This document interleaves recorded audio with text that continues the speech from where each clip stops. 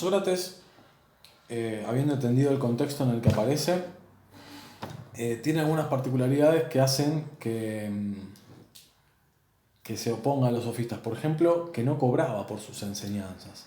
No cobraba absolutamente nada por lo que enseñaba. De hecho, no enseñaba en el sentido estricto de la palabra, sino que caminaba por las calles de Atenas, por la plaza pública, por el mercado, el lugar de encuentro, ¿no?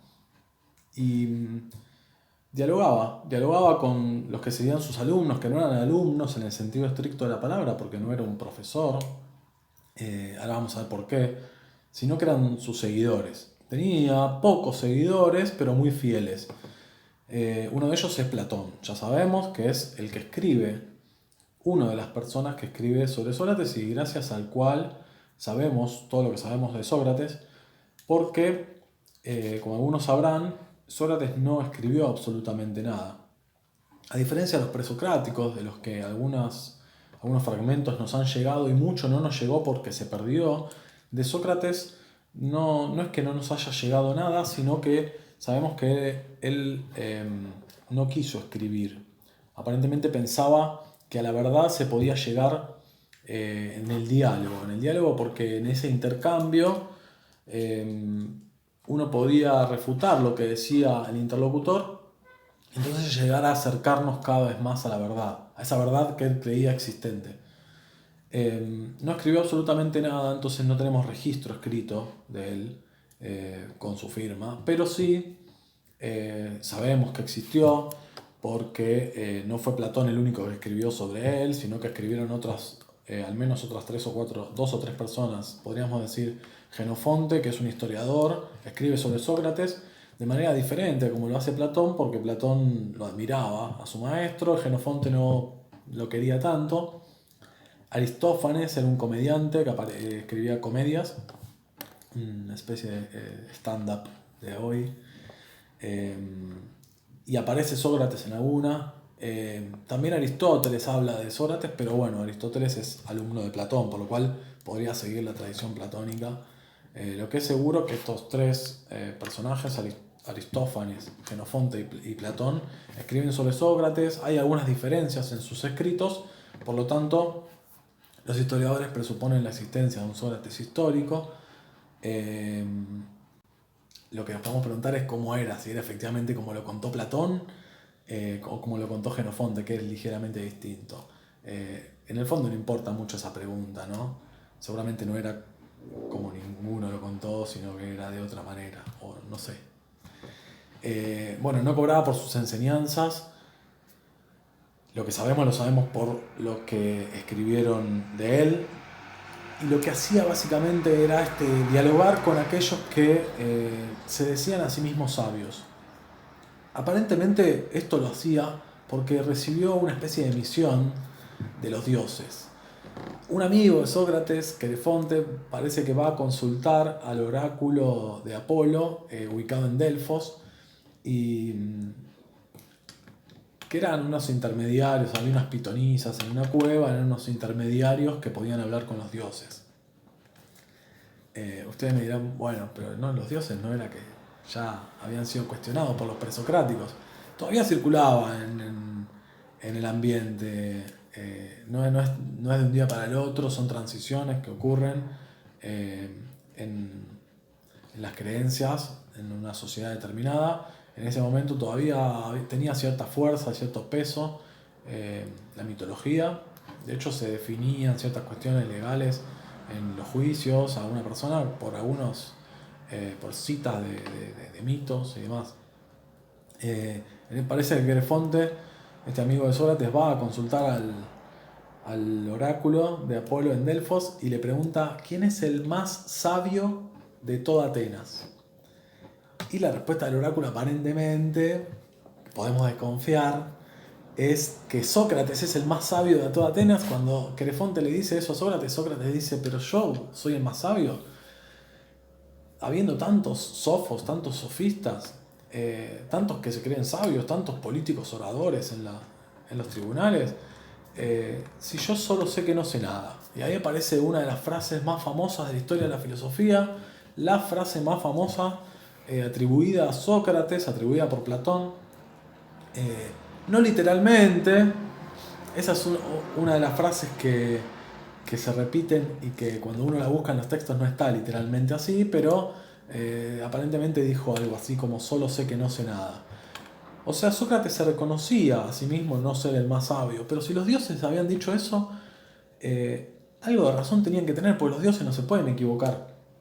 Y entonces dedicó su vida a esta supuesta misión, o al menos esto es lo que dice Sócrates en su defensa frente al tribunal que lo está acusando a muerte al final de su vida.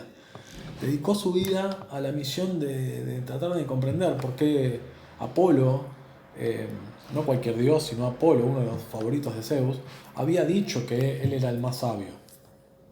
Y fue a hablar con los sabios, le fue a preguntar a los sabios sobre eso que sabían. Entonces a alguien que sabía mucho de justicia, porque era un político que gobernaba, le preguntaba qué es la justicia, porque debería saberlo, ¿no?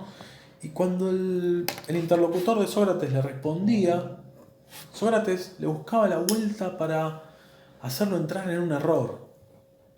La definición de justicia que diera el interlocutor a Sócrates le parecía muy pequeña, que dejaba entrar, que dejaba fuera cosas que queremos llamar justicia, o muy amplia, que dejaba entrar casos que no queremos que sean llamados justicia. Entonces lo iba llevando al interlocutor a que vaya reformulando una y otra vez su definición. Lo mismo hacía con otros temas, ¿no?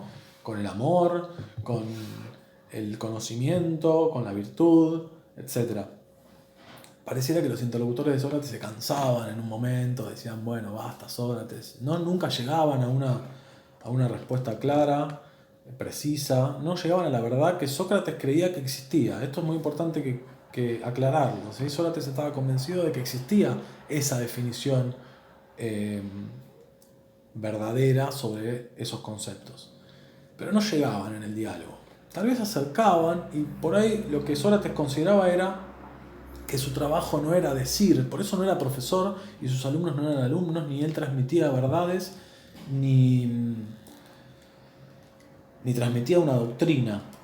Por ahí era profesor en otro sentido, en el sentido en el que hoy la pedagogía lo destaca, lo resalta a Sócrates como lo que debemos ser los profesores, que es no transmitir verdades, sino generar el espacio para que el estudiante llegue a las verdades. Pero para eso tenemos que derribar algunos presuntos conocimientos que se creen poseer y que son los que impiden seguir buscando. Tenemos que pelearnos contra la sofía y quedarnos con filos, con la idea del deseo de querer seguir sabiendo.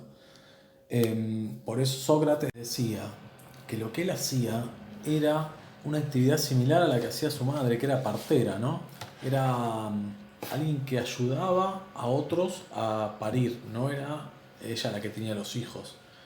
Sócrates decía algo similar respecto del alcanzar el conocimiento. No era él el que transmitía directamente el conocimiento, sino que ayudaba a los otros a que lleguen al conocimiento. ¿Pero a qué conocimiento? Bueno, él creía que existían esas verdades, por un lado, pero por otro también estaba esa idea del oráculo, ¿no? ¿Qué quiso decir el oráculo cuando dijo que Sócrates era el más sabio? Si había un montón de sabios. Tal vez lo que descubre Sócrates dialogando con todos esos que se creían sabios era que no eran tan sabios cuando les hacía una pregunta y constantemente lograba refutar sus respuestas.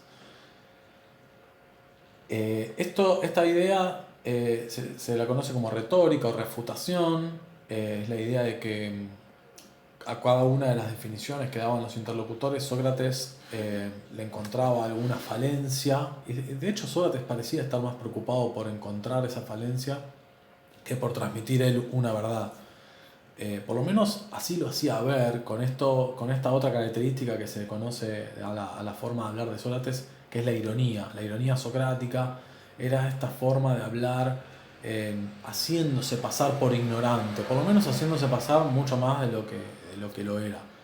Pero en principio pareciera que lo que quiere decir el oráculo es que Sócrates era sabio porque se reconocía ignorante, o sea, sabía que no podía saberlo todo y a diferencia de todos los demás personajes, no solo los sofistas que se creían sabios, sino también los artesanos, los obreros, que conocían cuestiones técnicas de cómo fabricar algo, eh, pero también creían que sabían sobre muchas más cosas, eh, como por ejemplo cómo gobernar, y les parecía que podían ir a la polis a discutir esas cosas. Sócrates, no era, lo mismo que Platón, no eran acérrimos defensores de la democracia. Eh, Más bien eran bastante críticos de la democracia. ¿Sí? Esto es un dato importante porque en un contexto en el que eh, estaba en esplendor esta democracia participativa, aunque restringida, eh, los filósofos que surgen, Sócrates, Platón en particular, luego Aristóteles, no van a ser eh, defensores del statu quo político de la época, sino eh, opositores. Y esto se demuestra claramente en la enemistad que logra Sócrates con las figuras de la época, ¿no? No solo con los sofistas, sino con todos los artesanos y sobre todo con los políticos. Sócrates también era ciudadano, pero más allá de su idea de mayéutica, que era la idea de que podía hacer parir el conocimiento en el otro, guiándolo con esas preguntas. Esto lo muestra claramente en un libro de Platón, en donde aparece Sócrates dialogando con un esclavo y aparece esta idea de que él puede hacer que el esclavo llegue a un conocimiento eh, guiado, ¿no? Guiado con las preguntas de Sócrates, el esclavo llega a demostrar un teorema. El esclavo es la figura del que no sabe nada, sin duda, ¿no? En la Atenas griega. Esto para el libro de Platón demuestra la inmortalidad del alma, que el esclavo ya tenía el conocimiento y que Sócrates lo fue conduciendo a que lo recuerde. Pero más allá de todas esas intenciones, en lo concreto la figura de Sócrates era bastante molesta en la Atenas griega, y en algún momento todas esas disputas políticas que tuvo con sus conciudadanos lo llevaron a un final, para muchos injusto, para Platón por ejemplo. Aparentemente Sócrates acepta la muerte, todo esto tiene que ver con la teoría de la inmortalidad del alma que vamos a ver en Platón, próximas clases, pero acepta la muerte, acepta que tiene que cumplir, si la ciudad lo condena, él tiene que cumplir con esa condena porque eso fue lo que él enseñó siempre. Eh, y la forma de ejecutar la condena es tomar un veneno que provenía de una planta que se llama cicuta, con la cual Sócrates finalmente muere, y no solo muere, sino que pasa a la historia, ¿no? Particularmente gracias a Platón, que escribe más de 20-25 libros, todos con Sócrates como protagonista, eh, y gracias a eso Sócrates pasa a la historia y como un ejemplo de un montón de cosas. Como un ejemplo de filosofar, por un lado, de esta actitud que llamamos filosofar, de hacer preguntas, de refutar, de cuestionar lo que el otro cree como verdadero, como cierto, eh, pero no por el refutar mismo, no porque sea conveniente la discusión, sino porque hay de fondo la idea de que podría haber una verdad. Eso era en el caso de Sócrates. También pasa a la historia en la pedagogía como el modelo de lo que debería ser un docente, ¿no? Un inspirador de que el alumno llegue por sus propios medios al conocimiento, no alguien que baja línea y transmite una doctrina determinada. Y finalmente por su disputa con los sofistas, ¿no? Esta gran dicotomía que planteamos hoy en la clase y que también podemos, para finalizar, cuestionar, ¿no? ¿Es tan así, es tan así la oposición entre sofistas y filósofos, entre sofistas y Sócrates, como paradigma del filosofar? ¿No eran los sofistas también filósofos como Protágoras o Gorgias, que tenían su doctrina y la transmitían? ¿Qué lo diferenciaba de Platón? ¿Y no sería Sócrates, que se asume como el primer gran filósofo, un sofista? Alguien que tenía muy buena oratoria y convencía, no solo convencía de todo lo que decía, sino que además convencía de algo muy importante, de que no era sofista, de todo eso que se sostenía no era una verdad entre muchas, sino que era la verdad. O sea, era el sofista que triunfó por no ser reconocido como sofista, sino como filósofo.